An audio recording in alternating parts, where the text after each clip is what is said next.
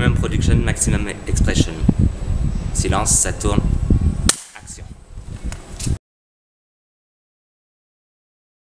Donc cette exposition est une exposition collective qui regroupe 7 artistes. L'exposition s'ouvre sur le titre qui est en fait une œuvre de Stefan Brugman qui s'appelle Minimum Production, Maximum Expressions, show title 590. Stefan Brugman est un artiste qui aime faire les listes et donc il a fait toute une liste de titres d'exposition qui sont à la disposition du public et des curateurs. Donc j'ai choisi comme point de départ ce titre sur lequel s'axe tout le reste de l'exposition. Robert Barry est un des pères fondateurs du conceptualisme, de l'art conceptuel. Ce qui l'intéresse, c'est le langage. Le langage comme matière pour son art. Donc, il utilise des mots qu'il écrit sur le papier. Et un de ses statements, c'est toutes les choses que je connais, mais auxquelles je ne suis pas en train de penser. Donc là, les mots écrits sur le papier acquièrent leur propre matérialité. C'est l'idée comme signe. Donc là, on se trouve devant une œuvre de Sabrina Belloir, qui est une jeune artiste franco-algérienne, qui vient juste d'être diplômée des Beaux-Arts de Marseille. Donc là, elle nous présente un monochrome. Donc c'est un monochrome qui a une particularité parce qu'il est fait à base de henné. Donc cette peinture, c'est une peinture à la croisée de deux cultures. Donc comme je l'ai dit, elle est d'origine algérienne.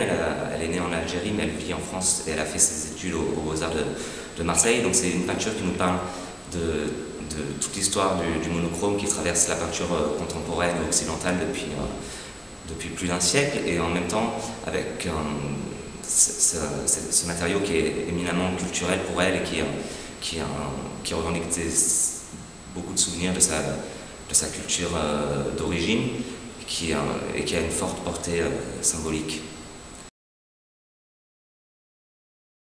Julia Cotin est elle aussi une sculptrice. Son matériau de prédilection, un de ses matériaux de prédilection est le bois. Elle réalise des grandes structures en bois, et lors de ces sculptures naissent des chutes qui normalement sont des rebuts qu'on met à la poubelle. Mais celles-ci, au lieu de les jeter, elle les récupère, et ces chutes deviennent autant de carnets de croquis pour des nouvelles œuvres. Donc ici, ce sont des chutes d'œuvres sur lesquelles elle a apposé du pigment, qui sont des recherches picturales qui vont nourrir son travail et nourrir ses prochaines œuvres. Donc là, nous sommes devant le début d'un travail qui est en train de naître et qui peut-être naîtra ou peut-être avortera.